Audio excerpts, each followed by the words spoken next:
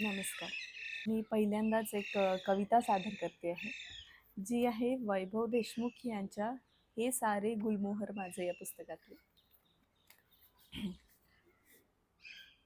फार साधे म्हणायला आपण, जन्म जातो कळायला आपण. काय दिसते मनामध्ये नक्की, का भीतो मन बघायला आपण. पाळण्यातच ठरून जाते हे, पाहिजे काय व्हायला आपण. एक उबदार स्पर्श झाला अन लागलो ओघळायला आपण. ध्यान आपल्याकडे ना कुणाचं, पाहिजे का निघायला आपण. फक्त अवकाश भेट होण्याचा आणि लागू रडायला आपण. दाट काळोख उगवतो आहे, लागलो मावळायला आपण. धन्यवाद.